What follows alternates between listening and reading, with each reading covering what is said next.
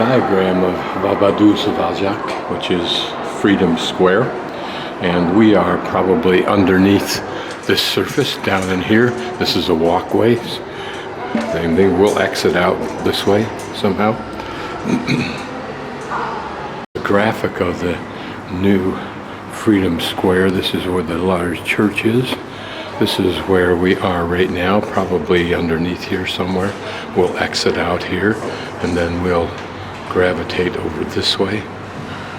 It's an interesting history. At one time it was, I think, used as a Freedom Square, and then the Soviets came and changed it to something Soviet. And then when the Soviets were finally removed, I think in '91, the people were so in disdain of this area that they covered it over and turned it into a parking lot.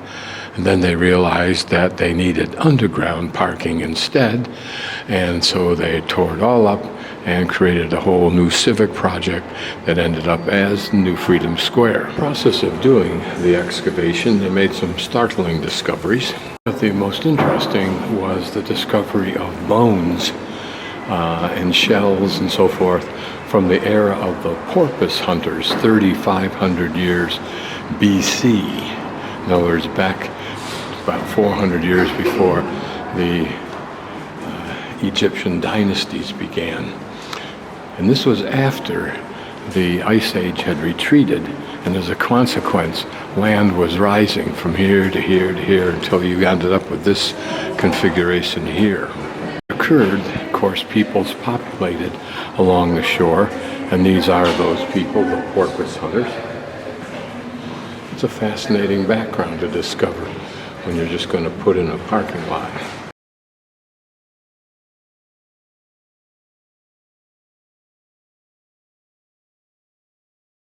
You might empathize with that. These are some of the artifacts from that era.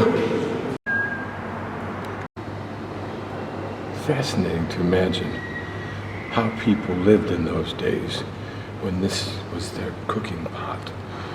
And oh, if only we could have extract from these artifacts that information. I thought that the foundation of Tallinn was by the order of the Brothers of the Sword, inviting 200 merchants to Tallinn to start to live in the area of this church. But also there was a port here, and so trade was possible. There are other theories.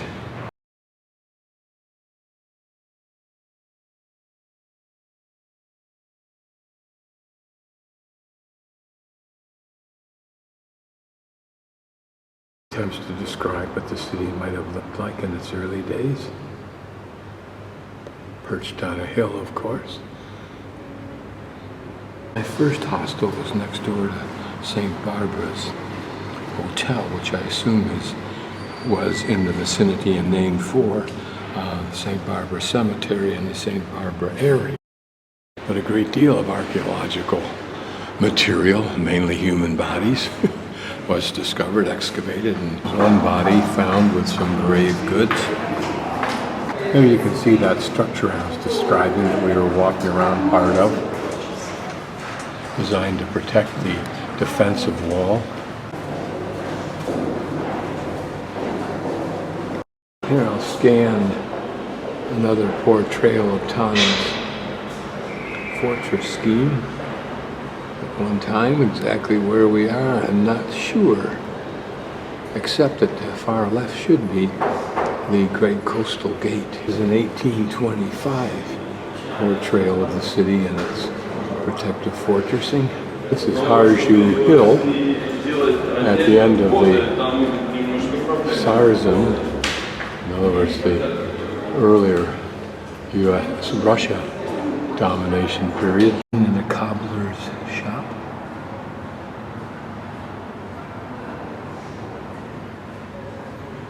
It's the Peter I monument that when the Soviets finally got out, they tore it down or something analogous to it, used the metal to make Estonian coins. In a time when the water was much closer to Tallinn than it is today, or seems as it is. Make that last comment, doesn't make sense. The water's quite close. To Orient, that is where came out of the underground walkway. Here's the large church that was on the right side of our perspective of Freedom Square, and this is Freedom Square with a monument that, forget how much it cost them, $8 or $10 million. Apparently most Estonians and others believe to be rigorously ugly, too large, way too expensive, and far from a practical aesthetic addition. That is Topia Hill, where the castles in the town once was originally. Here, another view of that tower here, quadruple tower system, and its rather modest moat bridge. We can see again with this outline, here was a tower, and one of those two towers. There's the other one. Presumably down there a little ways we'd find a couple more smaller towers, and there you entered finally into, through one big tower, the Huru Gate I think it's called, into town. And here of course you can see the wall extending off there. I think we're looking at that Barbican, if that's the term for those angular anti-cannon structures. Appropriately, here is the remains of the tower preserved under glass for us. This is a very clever way to do it. Stairway going down into the base of the tower. Interesting. That just goes down into the parking lot. Carved stone museum, maybe not. Clever strategies for preserving the past when you're excavating for the future is to leave the past embedded in the future.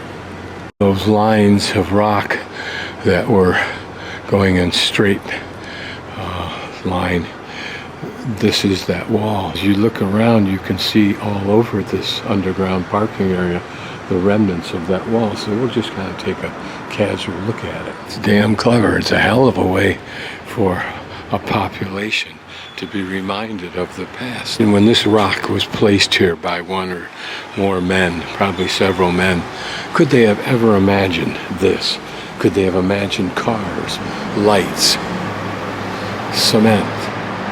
Here the wall runs through the parking lot, comes across the parking area, and here we continue with the wall outside. They put in that air system.